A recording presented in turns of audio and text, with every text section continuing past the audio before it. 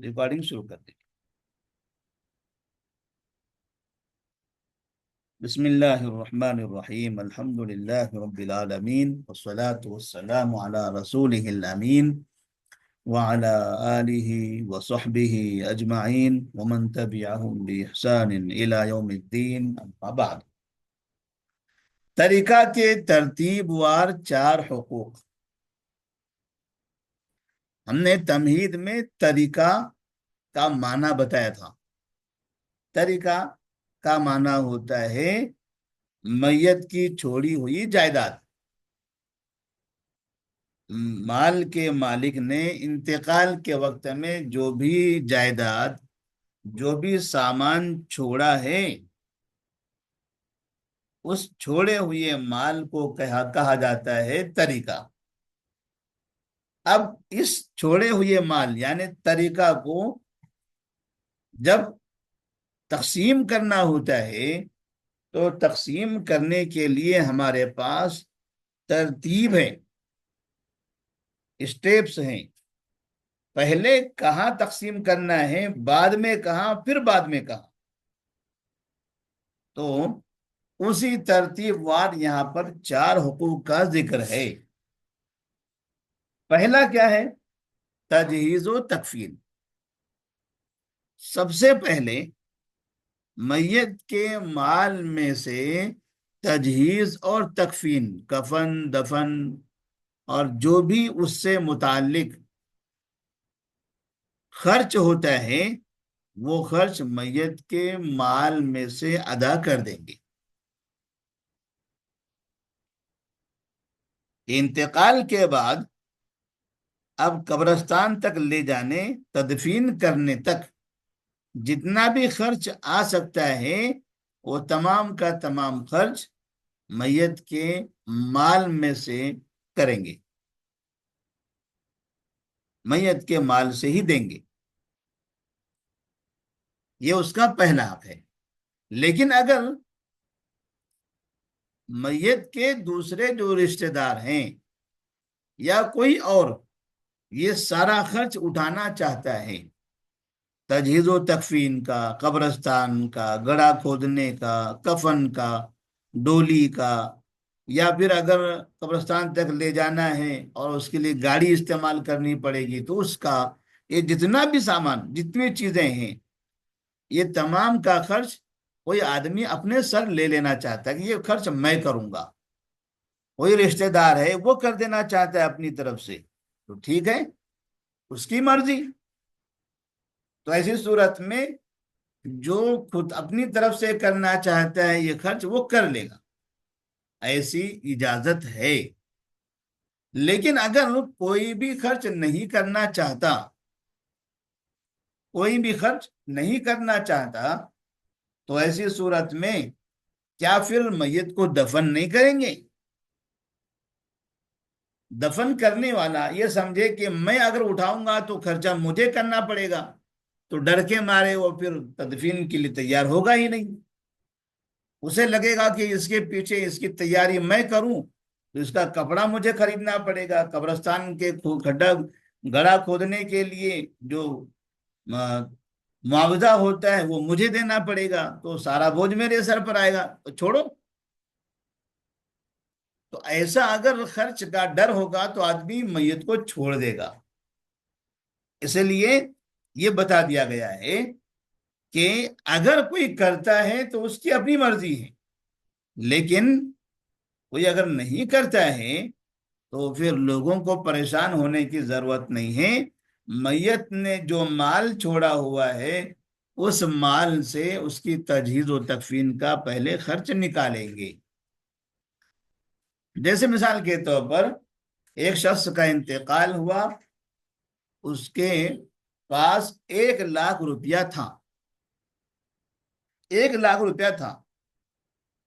तजहीज और तकफीन के लिए 10,000 रुपये लगने थे, तो हमने 10,000 रुपया 1 लाख में से पहले अदा कर दिया।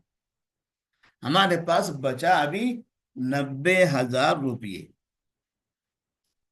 तजहीद और तकफीन के बाद अब दूसरा काम हमें ये करना है یہ معلوم کرنا ہے کہ میت پر کہیں قرض تو نہیں تھا. اگر قرض تھا اس پر تو وہ قرض ادا کر دیں گے. تو تحقیق کیا، پتا چلا کہ میت نے ایک شخص کے پاس سے 20,000 روپیہ لیا تھا. تو ایسی صورت میں میت کے اس مال سے جو 90,000 کی شکل میں ہے 20,000 روپیہ لے کر ان کے وہ قرض والوں کو دے دیں گے جنہوں نے دیا تھا. اب بچا ہمارے پاس کتنا؟ 70,000 روپیہ. 10,000 روپیہ چلا گیا تجہیز و تکفین میں، 20,000 چلا گیا قرض میں.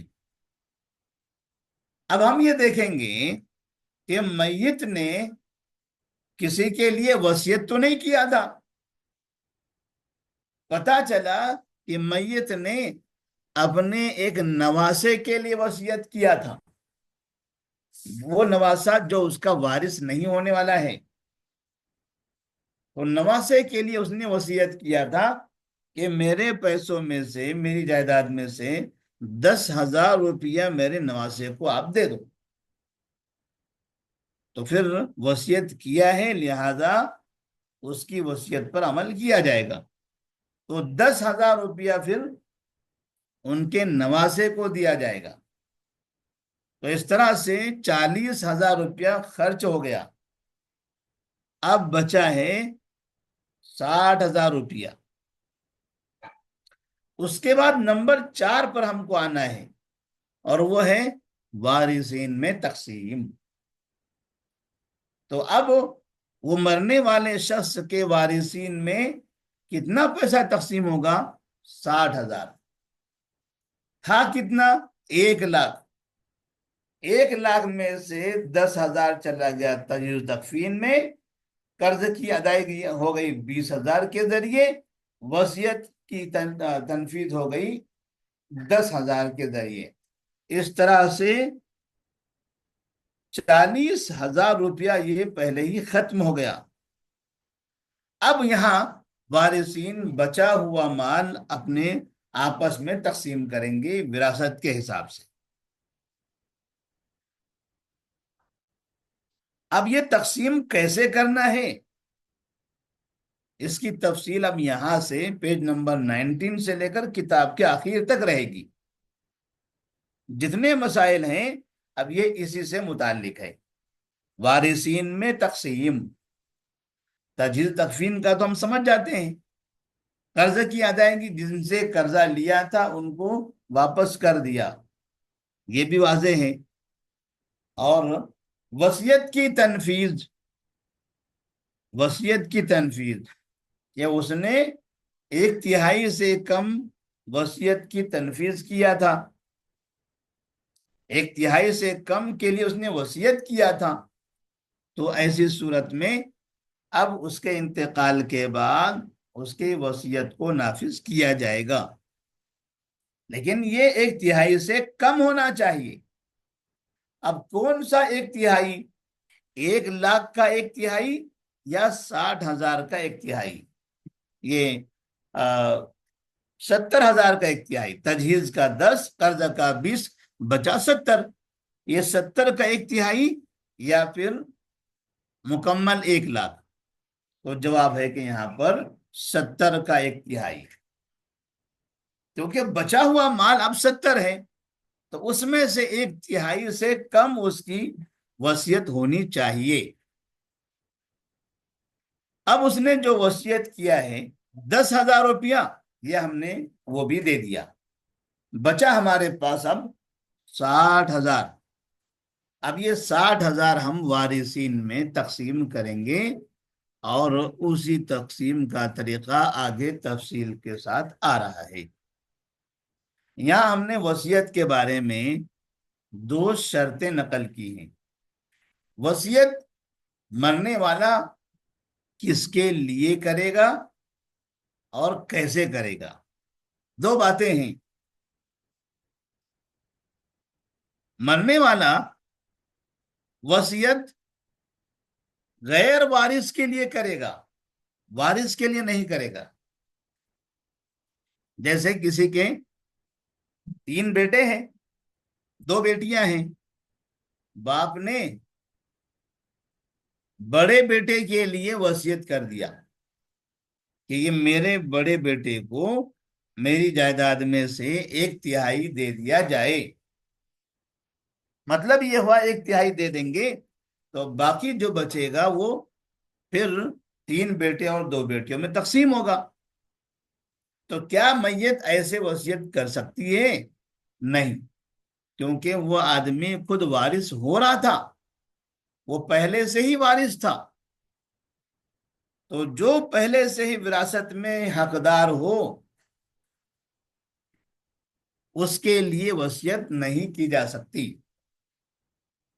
جیسے مثال کے طور پر ایک آدمی ہے، اس کی اولاد وغیرہ ہے، بیٹے ہیں، پوتے ہیں، بیٹیاں ہیں، نواسے ہیں۔ اب وہ نواسے کے لیے وصیت کر جاتا ہے تو پھر ایسی وصیت درست نہیں ہے، کیونکہ نواسے کے اوپر اس آدمی کے بیٹے موجود ہیں۔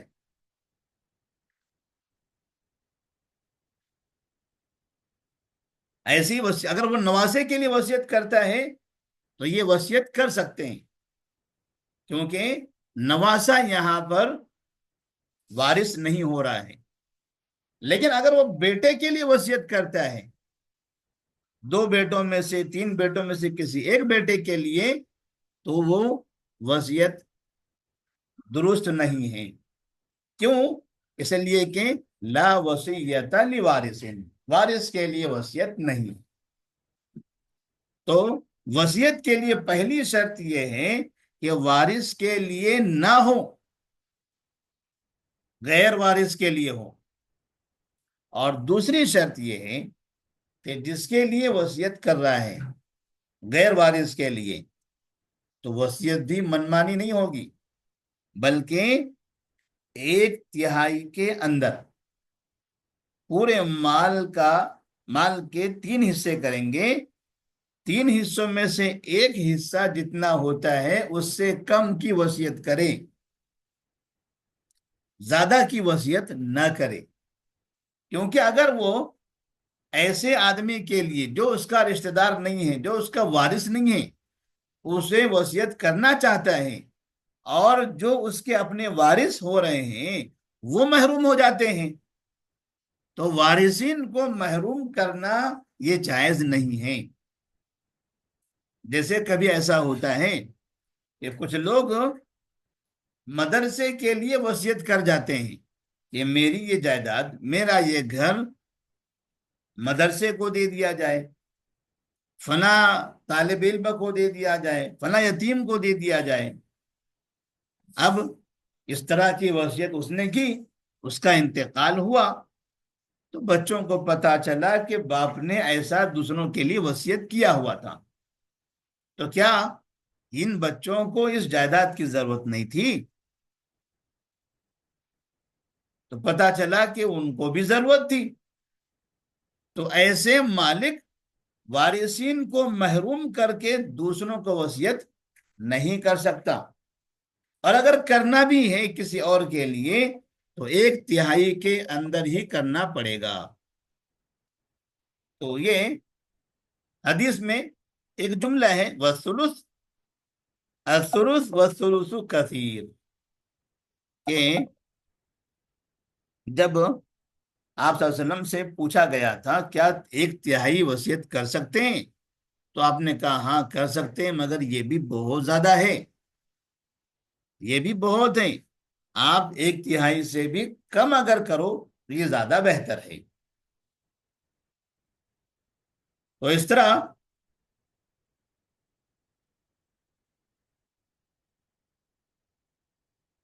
وصیت سے متعلق یہ 2 باتیں مکمل ہو گئی، اور ساتھ میں طریقہ کے ترتیب وار 4 حقوق، یہ 4 حقوق کا بھی ذکر آ گیا۔ ان کو آپ کو ترتیب سے یاد رکھنا ہے کہ حقوق کیا ہیں، اور وصیت کے لیے 2 شرطیں کون کون سی ہیں۔ السلام علیکم ورحمۃ اللہ وبرکاتہ۔